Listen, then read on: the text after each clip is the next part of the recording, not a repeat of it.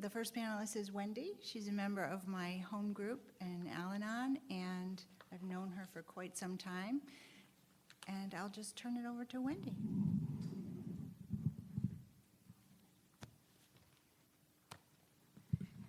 Hi, everybody. My bottom came in fall of 2001. I had a never-napping 2-year-old. I was working more than full-time, running a 9-week summer camp, and 2 brothers who I had been teaching since they were 8 years old decided as middle schoolers that they and a friend were going to bully a younger kid, and I heard from his father, who was a lawyer, just to make it even better. We had moved that summer. It was not fun. We'd been living in a Victorian, and my child had a slightly elevated lead level, which made me very anxious.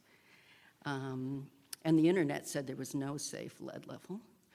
I had developed some tendinitis in my arm from overworking it.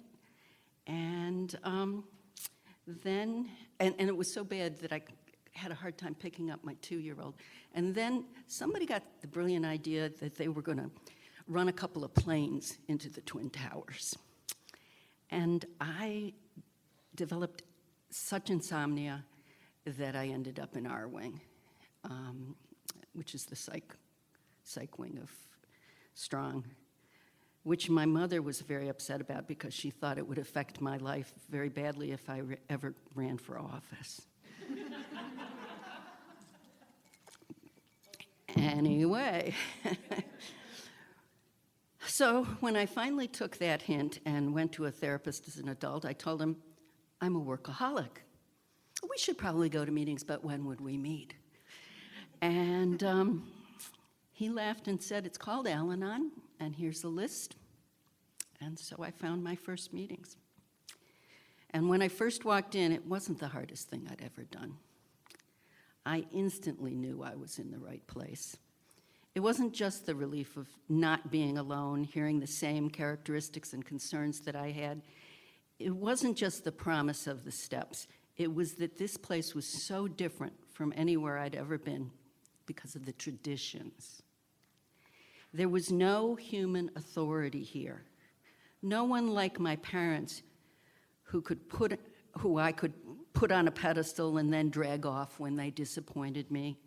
There was no one to resent or rebel against. There were no scapegoats to blame. I couldn't walk out because of somebody else. People used to talk a lot about their qualifiers in Al-Anon. My older brother is technically my alcoholic, but he's not the biggest source of my issues. He's actually another reason I happily came into Al-Anon, because of the sanity he had gained in AA. I wanted some of what he was having. My brother, the near dropout, the alcoholic and drug addict, the one my parents kicked out of the house so he wouldn't be a bad influence on my younger brother and me. The revelation came to me during that stressful move I mentioned. While my husband squabbled, he spoke up and was the calm voice of reason. And I was like, wow. There's a psalm that says, the stone the builders rejected has become the cornerstone. And that's how I felt. Whatever the program had done for him, I needed it.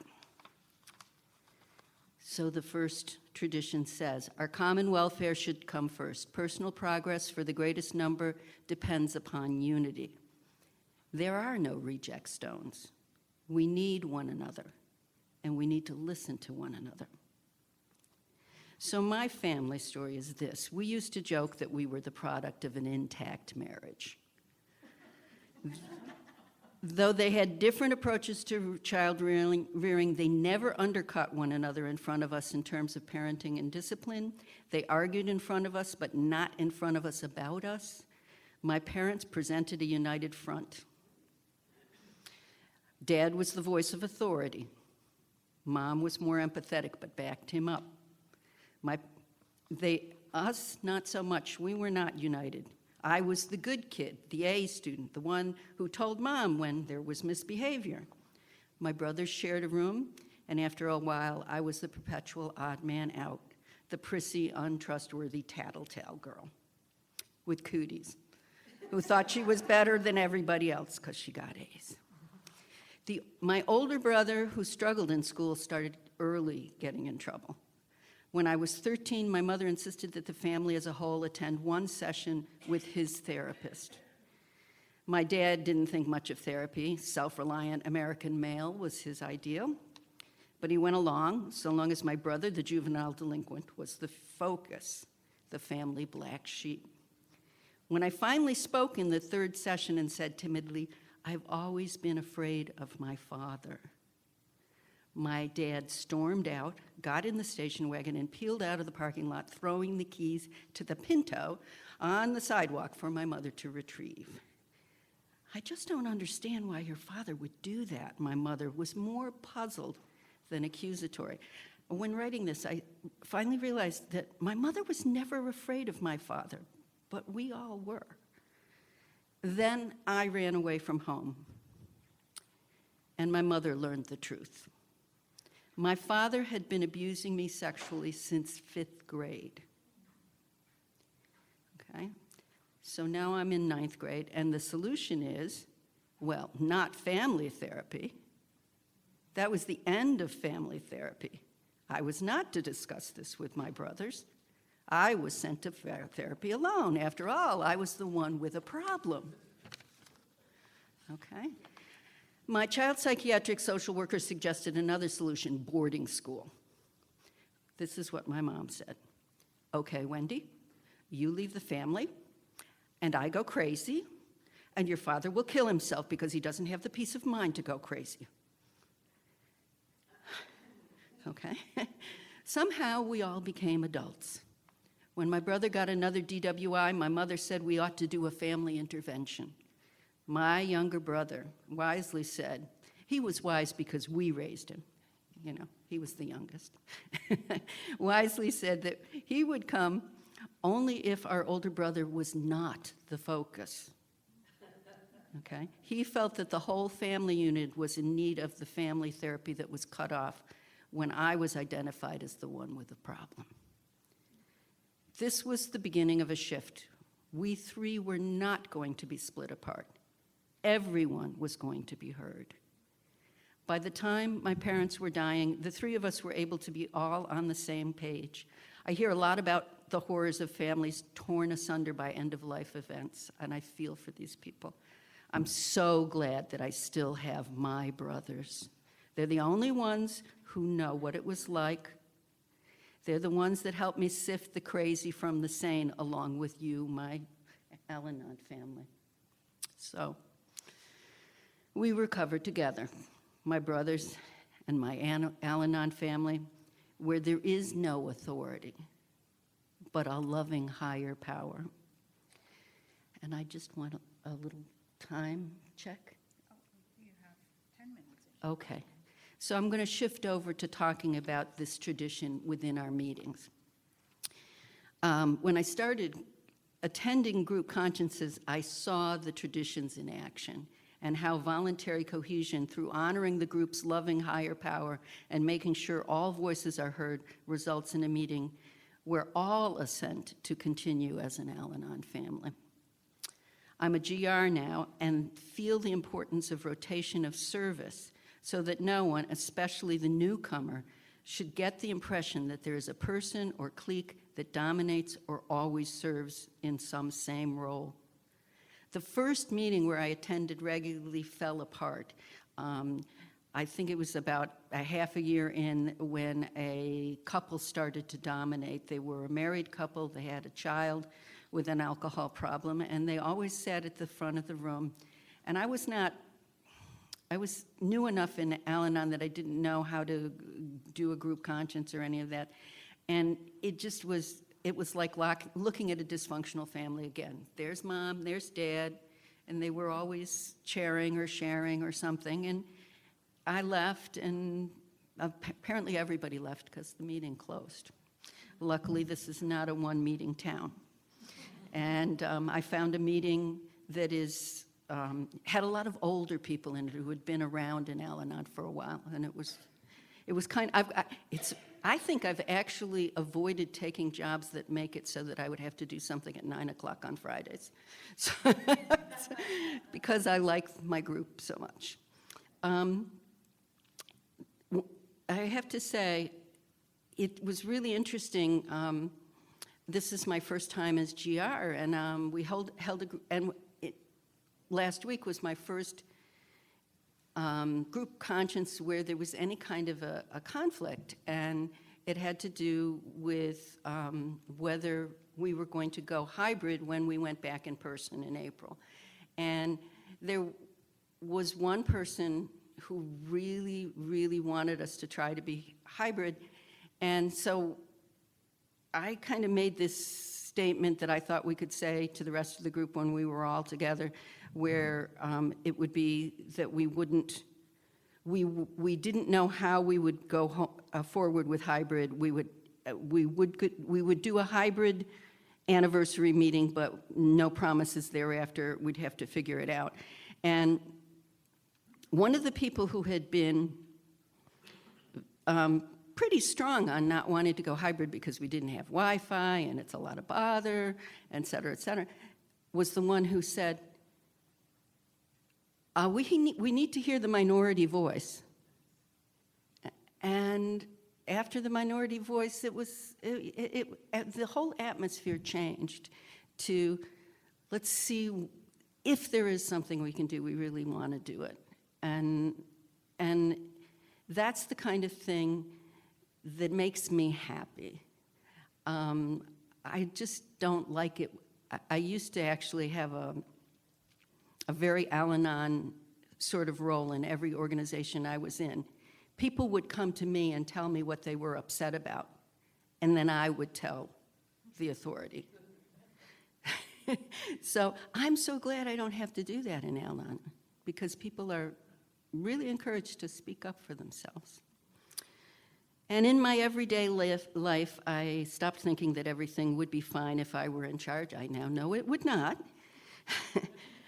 And I work, it's still work, to make sure I am listening and not jumping to conclusions when people at home or work or in any group where people, how shocking, disagree that my idea is the best idea. It's a happier life, and I learn a lot more as well. When I volunteer, I seek groups similar to Al-Anon, where authority is not heavy-handed and where all voices are encouraged and heard, so that unity is not a matter of compulsion, but of choice. Within the framework of but one authority, a loving higher power as it is expressed in our group conscience, unity is, I would say, miraculously achieved.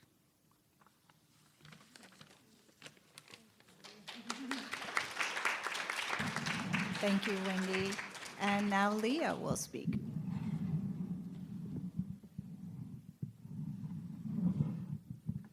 Hello, everyone.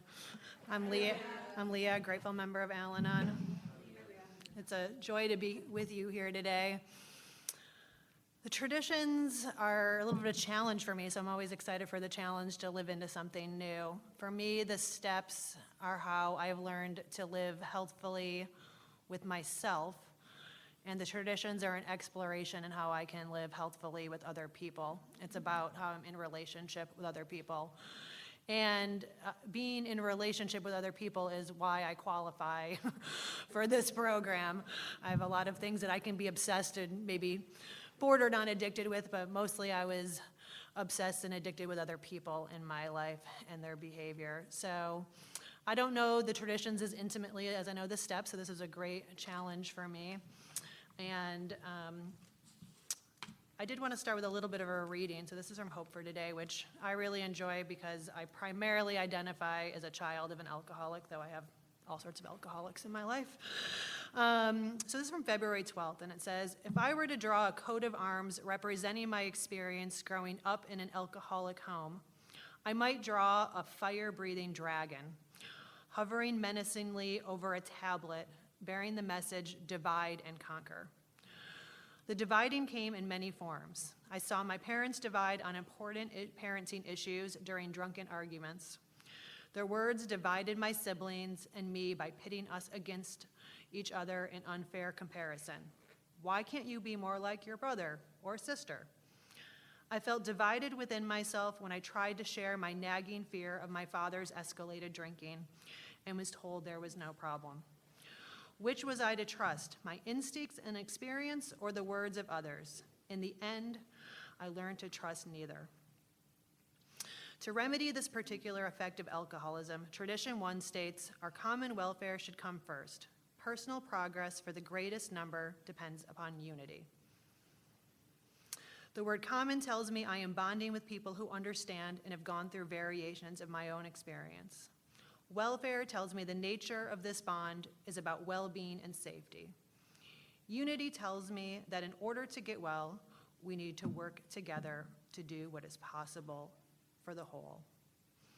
Unity feels uncomfortable simply because it's unfamiliar, but I know there's nothing to fear.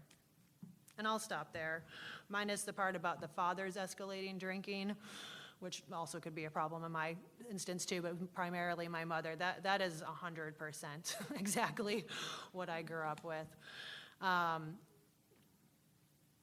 came into this program just about 10 years ago, though my life really began to fall apart about 11 years ago when my mother was slowly in the final stages of liver cancer complicated by alcoholism. And for the next year, my life spiraled deeply out of control. And I quit my job because I was very right and they were all very wrong, which was partially true, but not wholly true. And I decided it was a great idea to quit my job and take all my money and go travel, which was a great idea. And at the time found myself in a relationship immediately with somebody who I thought was supposedly a recovering addict, but was not very much recovering. And in a whole series of events, pretty much this weekend, 10 years ago, I found myself with him in the hospital day after day into what the doctor said was the worst detox he'd ever seen. So that was helpful that I could win that award. And I just became somebody I did not know at all. And luckily for me, one of my dear family friends who had been through much of that process with me, who'd already been in this program for 30 years, walked me into my first Al-Anon meeting 10 years on March 25th. And at that time, I walked into a meeting and felt something I had wanted to feel my whole life and had never felt, which was that I truly finally belonged somewhere.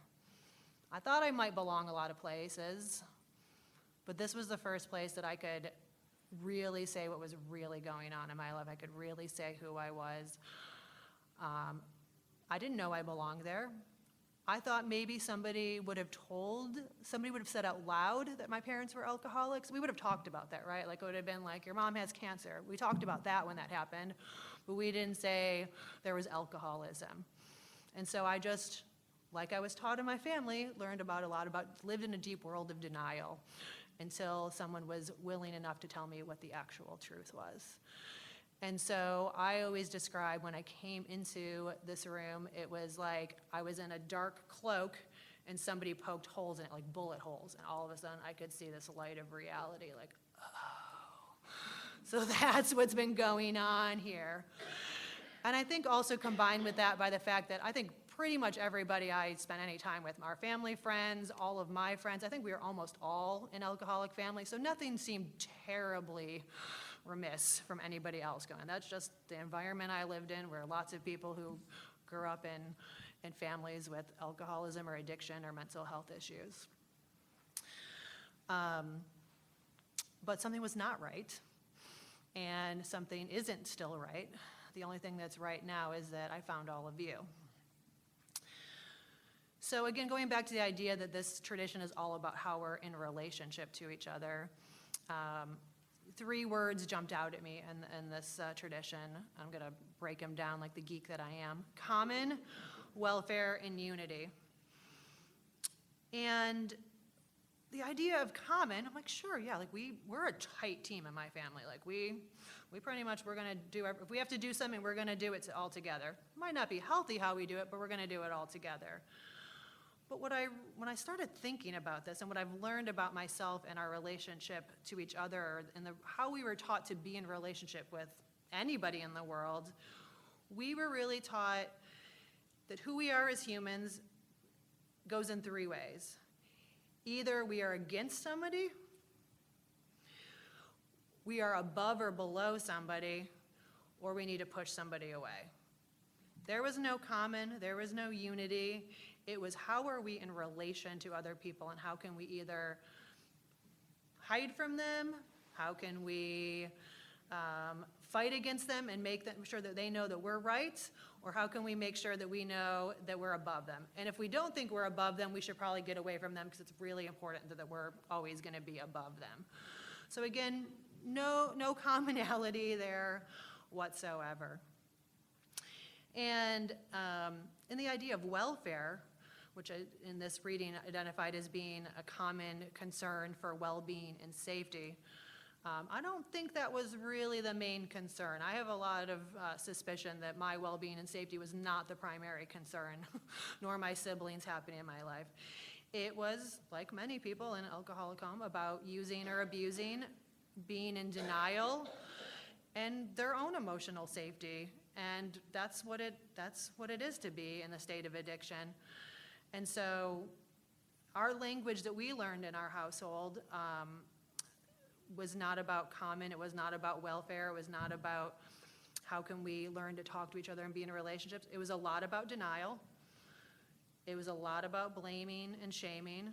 There was a lot of sarcasm. There was a lot of putting people down in our house and outside of our house, and an extreme amount of judgment and fear for anybody out there.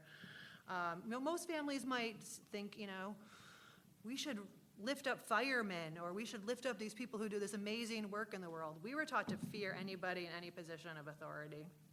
Right away, my dad was terrified of anybody, anything. And so any relation to people that you think might be safe in your life, we were not taught that.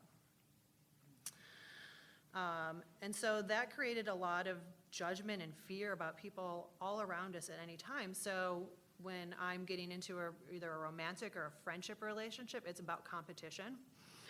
So really, most of my pursuit of romantic relationships were making sure I was beating out somebody else to get the prize.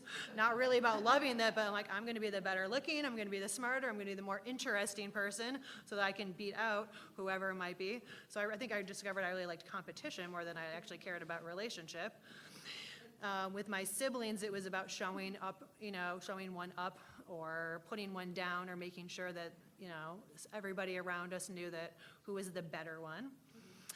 Definitely that was the case in school. I had a big awakening this week and realized when somebody was asking about favorite teachers, and I was like, I didn't listen to any teachers. The whole point of me going to school was so that I could show how awesome I was and how dumb they were. Not teachable. It's a good thing I was smart, or else I wouldn't have done very well because I wasn't hearing anything. And in work, again, and it's like a lot of things. I think it's like addiction anyway. What worked for me until it didn't work for me. And so being a hard worker, being smart, being creative, they worked for me until the point that I was a really bad coworker to be around. I was not helpful. Teamwork, sure, if you wanted my idea, I'd love to have you on my team, but working for your idea, supporting you, giving you grace, it wasn't really part of my system. I now have employees that I look at and I'm like, oh. I'm who you were, you were a really hard worker, you kill yourself, but you're really awful to be around. That's who I was. So this program found me when I didn't need it, when I didn't know I needed it. And I didn't know I needed it for all of the reasons I needed it. I knew I needed it because I knew I needed to not be in the situation I was in. I needed to not have all of the chaos of somebody detoxing very dangerously in my home and not knowing any part of that.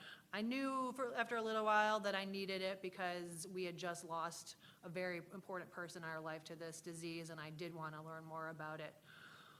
But what I didn't realize is how unhealthy I was and how unhealthy my relationships were. My relationship to myself, first and foremost, my relationship to really everybody around me. And I took a lot of time before I really even got back into work. I kind of took a break and was just kind of doing some basic stuff because I had to focus on this program before I could really find myself, both from the grief of that death and just the hard work of being in this program. But in this program, not only did I find out what I fully belonged, and I finally learn all of that language that we need to learn, all of that maturity language. I love that maturity part in the 4th step. I just went through with a sponsee recently, and it's like, I'm so mature. I've got everything figured out.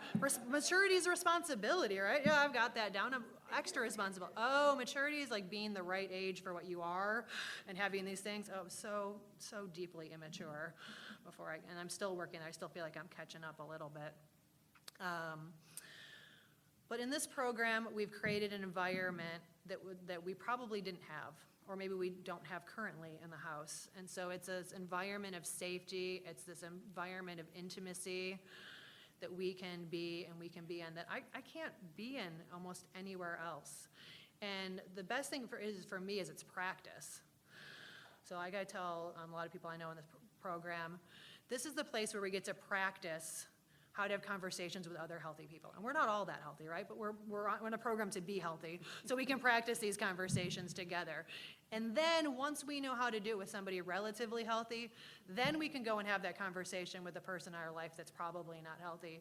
But we keep thinking we're having a normal conversation and we're expecting a result from somebody who's not ready to it. I can't have the same conversation with my father that I can have with any of you, because he's not ready for it.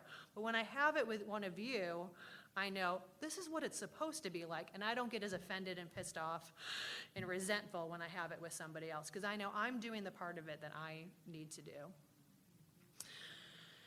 And so I'm grateful this program allows me to practice these things. It allows me to learn what it's like to be in healthy relationship with all of you. My work relationships have absolutely gotten better. My friendships have gotten so much better. I'm no longer in deep competition with everybody that I love. I'm actually able to be happy for people for the things they have going on. I realized that recently. I had a friend who recently got into a relationship, and probably even a year or two ago, I'd have been like, yeah, it's good for her, but where's my guy? What's going on here? Like, maybe I would have been thinking about, that. And I could actually just truly be happy for her for the first time, because I realized that's what love is. Love is just being happy for somebody. It's not trying to put myself above somebody or against somebody. And so the last word, unity, I'm taking another course right now, and they talk about unity, and it's the image of the unity is the circle. So if I imagine that circle in Al-Anon, which is in the inside, or that circle in AA, which is on the outside, that's about all of us. It's the together part. It's not the above, it's not the against, it's not the away. It's all of us standing at an equal level all around. So when I think about what unity means to me in this program, and I haven't gotten to do it in a long time, it's the holding hands in the circle at the end of the meeting. And I think particularly saying the declaration. I love the Serenity Prayer, but I think the declaration really speaks to that we. And again, we're all at the same level. We're all here for the same purpose. And we're all learning from one another in that time. So thanks for letting me share. It's a pleasure to be with you guys today.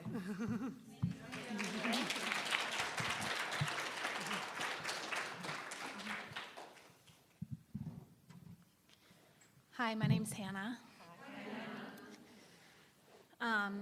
Thanks to the other two who shared. I was worried about this topic because I've been around for a while, and I've been to panels on the traditions, and usually it's not when it's like three people speaking on one tradition, it's a lot of overlap, and I'm always wrong, like when, that's what my mind does is I'm like, okay, what's this person gonna say? And then, what if they say what I'm gonna say? And I gotta have like 3 backups, and, I don't want everyone to be bored. That's like my biggest, that's coming up a lot. I'm wedding planning right now, so everyone's gotta have a great time in order for me to have a great time. But, so I just loved hearing the different perspectives on this tradition. And really, I have pretty much wanted to leave or run every group I've ever been in. So like one of the two, and it's really, common welfare is a concept that I'm not super comfortable with naturally, because it just involves a lot of moving parts, right? Like we have to consider other people and ourselves and what's best for the whole. It's sort of like just there's so much going on there, and it's a lot easier for me to focus on me in relation to you rather than the whole, and I think I'm naturally pretty selfish. I don't know where it comes from. Maybe there's a part of all of us that is evolution or something, but I really am more concerned about my own welfare, and that's something that is always I'm always kind of coming up against that in so many different ways, and I think that's why it's part of our first tradition, right? Because the first tradition kind of sets us up. It's a really foundational concept, right? Because without that unity, we can't have any of the rest of those things that are talked about. And, it's an essential part of our spiritual growth, because if we don't have each other and feel safe, like was discussed, then there's not a lot of room for growth and exploration. And I generally think I know best in most of the situations that I'm in life. And then, I find myself in a lot of conflict with myself and with other people. I become really tense and uncomfortable because I then have to justify why I'm being pushy about something. And if it doesn't go the way that I wanted or thought it would, then it's on me, right? Like I'm responsible now, and the show doesn't come off the way that I had planned, and that's a big burden. And I think I just always assumed that, right? I just assumed the burden of control in a way that didn't feel intentional. It didn't feel like I made a choice to do that. And I've come to realize that control, that need to be right or be in charge, it comes from a place of not trusting, right? That fear. I don't have the trust in my higher power, in other people, in the group, to make a decision that is actually going to be best for me, right? Because that's what it comes back to, is I'm really concerned about my own welfare. And I still don't know that I've fully bought into the concept that what is best for the group is what is best for me. Like, that's really a hard pill to swallow sometimes. But what we get from this tradition, from our common welfare coming first, right, over my own welfare, what we get from that unity is it's a sense of peace. It's that freedom of not having to carry the burden of like doing God's work, right? Like, I don't have to be responsible for the outcomes. If I'm in, a group conscience and we're planning something, like we're in anniversary meeting, and if I'm just coming out with idea after idea, or really arguing for a certain way of doing things, then I'm really kind of responsible for that outcome of that, right? And if I can, share what feels helpful and relevant and is new information, and then sit back and listen to what others have to say, that burden is really lifted in a lot of senses. And that's not just true in, the rooms, right? That's not just true here. It's really true in other areas of my life. I was in school recently, and I did an internship where I was working in a small group, and that is like the last thing I want to do ever. I'm not a team player. I've always hated group work. I end up doing it all. and no one likes me and I don't know why, like, I'm doing your work, like, okay.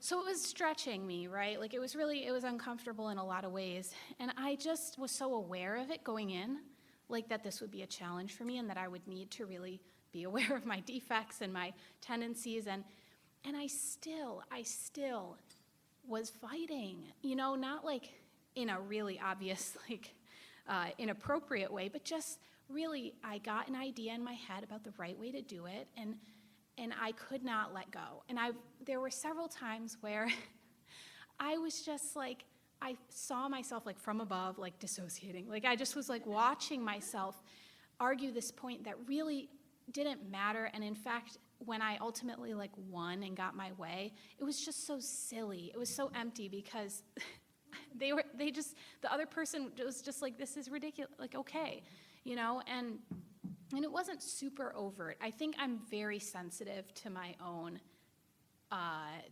guess, defects or ways of being because I've been paying attention for a while. But I still just felt like, now, like, it's still there. It's still, even going into the situation, knowing what I needed to do and how I needed to, approach things, it still came up. And I just feel so much better when I don't have to run the show. Like, I really do.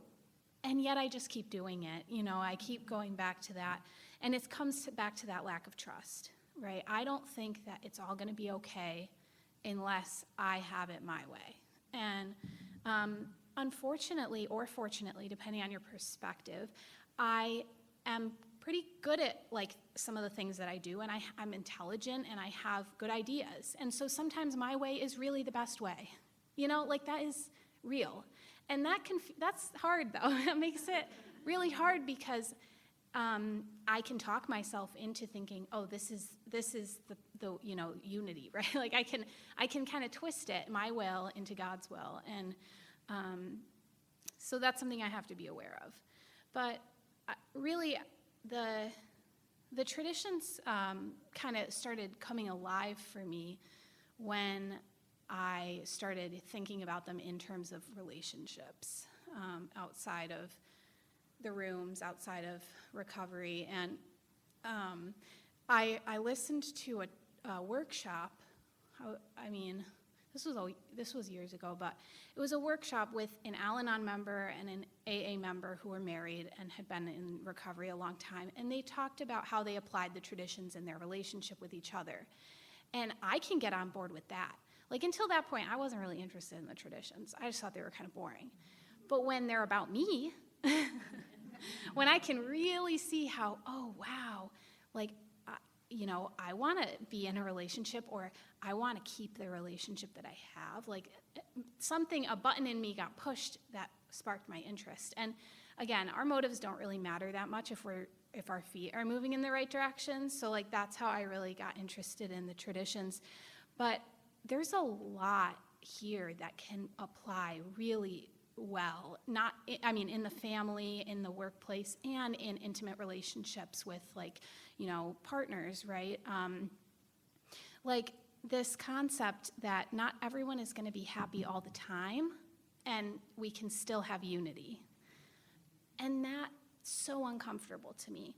When my fiance and I have a disagreement or just an uncomfortable conversation, I really am not okay until we are both feeling better. And that's not, that doesn't necessarily mean there was a healthy resolution, right? Sometimes conflict happens and it's healthy. There's a difference between disagreement or conflict and anger and resentment and causing harm. And I still think, I think I might always struggle a little bit with that line, that difference, right? Because when I'm uncomfortable, I feel like things aren't okay. And the reality is that oftentimes being in unity with other people requires conflict and discomfort, because part of this tradition and part of how we get to our common welfare is for people to speak up when they think they see something that's interfering with the common welfare, right? So it's my responsibility to not only listen and take a step back, which I was talking about earlier, but to share when there's something that is concerning me that I think might be affecting the group as a whole or the relationship or whatever it is. And the way I do that is very important, right? Because there's a lot of ways I could do that that are not helpful and not promoting unity. But just because everyone's smiling and nodding doesn't mean we're unified. Unity requires, as someone else mentioned, consensus, and consent to like be on the same page. Like we have to be coming to that place. It doesn't just really happen. And then, so I have this responsibility to listen, our responsibility to share.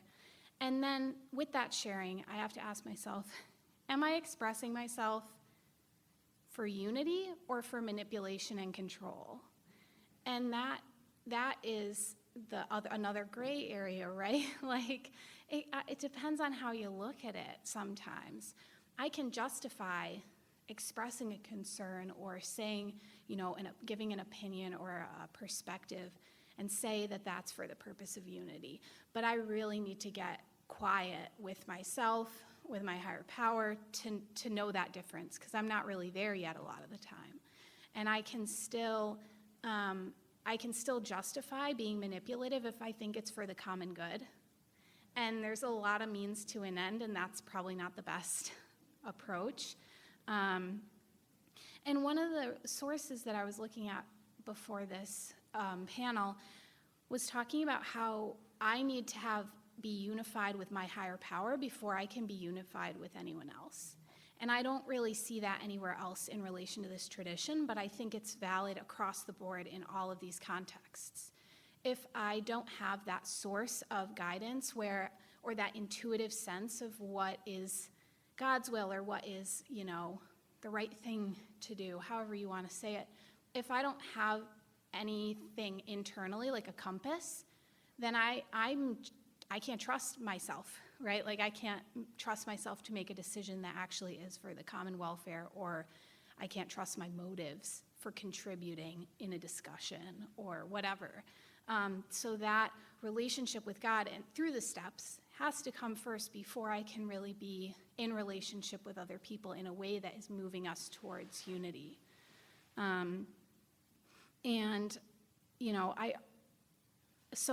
talked about listening and then sharing when it would support the common welfare. And then the hardest part for me, well, maybe listening is the hardest part, but a really hard part for me is accepting the outcome that the group decides. And when a group, or even if it's just two people, when we come to a decision and it seems like that's for the common good, that's for the common welfare, I cannot keep picking at it, right? Because that's what I want to do, or going and talking to other people about, yeah, we decided this, but this is why my way is still right. Because that's what I do. I do that, but that's promoting discord, and it's, even if no one in the group, or even if my partner doesn't hear about that little snide remark I made, in me, I am not buying into the group decision or the unity. And that means that my thought process, my motivation is going to be colored by resentment and by criticism or contempt or whatever, these unhelpful things that I turn to. And sometimes there are going to be problems in relationships that can't be solved. Actually, most problems, I mean, there's research on this, like in marriages or in romantic relationships, most of the problems that are really there that you're aware of are not going to be solved because maybe it's about the people themselves. It's just someone, I don't know, talks and eats at the same time, their mouth's open, like whatever it is, and that's a stupid example, but maybe someone is just like me. I got a control problem, right? And as much as I, do recovery and, maybe that will be removed. But it's something, it's like eating, drinking, like I have to make decisions, right? I have to be able to, use my will in hopefully healthier ways. So that control kind of issue is maybe always going to be there, and it might always affect my relationships to some extent. And so it's not every problem in a relationship is going to be solved, and not every problem in a group is going to be solved. And so my role to promote unity in those situations is to be able to accept what is after I've shared what I need to share. And that's a big thing that I've learned in Al-Anon is like, it is my responsibility to speak up when I'm being harmed or when there's something that I can't let go of, right? I can say something, and I think that the main speaker mentioned it, like once, I can say something once. If something's bothering me, if I have a concern, I can share that, and sometimes I really should, and otherwise it's just gonna sit and stew. But once I've done that, once I've shared my thoughts, then I need to accept that whatever that's going to be is going to be. And that's especially hard when I, feel like there's something that's just not quite resolved, and I just want to continue to pick away at it or kind of go around, look at all the sides and,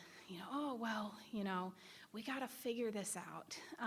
And there's just some things that aren't going to be figured out, and continuing to try is causing more harm than good in those situations. The last thing I'll touch on is this idea that in order for there to be unity, and this I feel like is especially true in my personal relationships, but it is true everywhere, I have to look at how am I pulling my own load, right? In the group, in my personal relationships, I tend to go to either, mostly I'm a taker, like mostly I just want you to do things for me. I don't really, but sometimes I can be a giver in a way that is unhelpful, right? And those are kind of the extremes, right? Like give, and then I'm the martyr, or take, and then, someone's resentful and I'm, whatever. So finding the balance, right, so that I can continue to give in ways that are genuinely helpful and not like by telling people what they should do. And then I can take what I need to, for me, right? Like, and accept help and accept, love and all those things. And so how am I pulling my load? And if I'm only giving or only taking in relationships or in group situations, then that balance is off, right? And that's not really unity. That's just like one person being dragged along. And it's not healthy. And I really like this. I read it in Paths to Recovery. It says, "We have learned that as our recovery expands, our ability to benefit from the traditions also expands." And I think that's true. I do think that for anyone who hasn't been through all 12 steps yet, the traditions might not be that interesting to you. And if you're newer to recovery, you might not see how it necessarily applies to your life. The longer that I've been in recovery, the more that I've seen the value of these, and sometimes I get more excited about the traditions than the steps. It's rare, but sometimes it happens because I just feel like they're almost an untapped resource for it. There's just so much there that is really relevant, especially with Al-Anon, because we're like with people, and that's a lot of times like hard for us to be in relationship with people in a way that is healthy and sustainable. And so if you haven't explored the traditions, I highly recommend it. I like them. That's all. Thank you.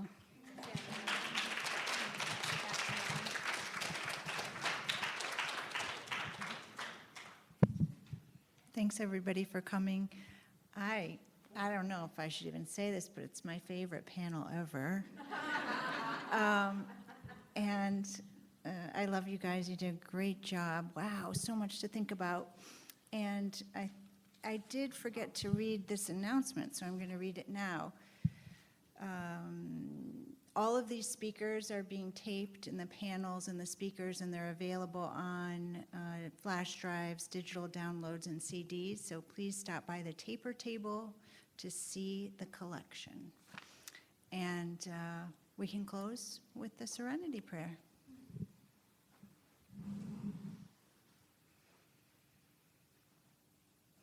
God, grant me the serenity to accept the things I cannot change, courage to change the things I can, and wisdom to know the difference.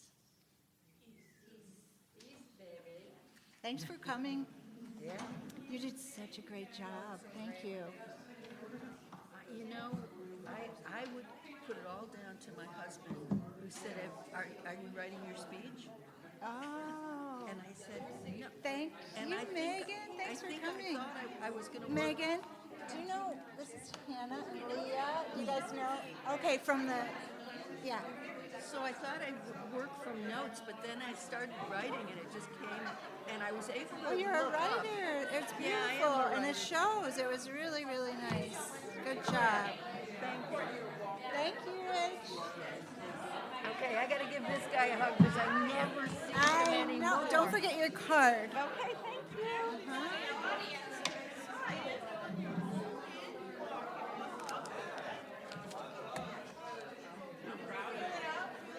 Get a hug?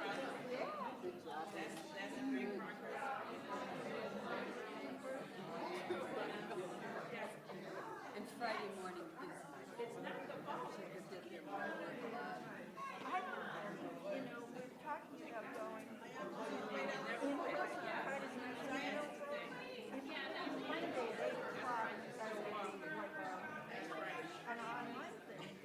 Ours is 7:30, yeah, ours is 7:30. That's my home group. I do Zoom Monday, 7:30. Used to be, yeah, no, it's here. It's here. It's, but it's Zoom. But, you know, we've got a lot of people now around the country, so it's Zoom's working great.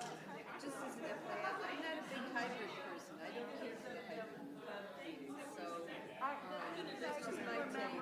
Well, we were in COVID. There was a woman who was in the hospital and died in the hospital. Well, and me, I mean, I have physical limits and I'm working. Zoom is better, heavens, just heavens. But when it's both together, it's hard. I don't like the hybrid. Yeah, I don't like the hybrid. Yeah, with I don't the like one going with to the physical meeting. Yeah, I'm all about Zoom. I mean, I love the Zoom meeting. But everybody who wants it, Yeah. you ask for that. Yeah. Well, physical meeting, it seems like you're talking to a computer. It's not like it used to be. And when you're on Zoom and it's hybrid, it doesn't my opinion, who cares? But, it also doesn't think like, well, there's I've that never been grouping, like, so- who's there, you know? So there's a, but you know, that stage meeting. But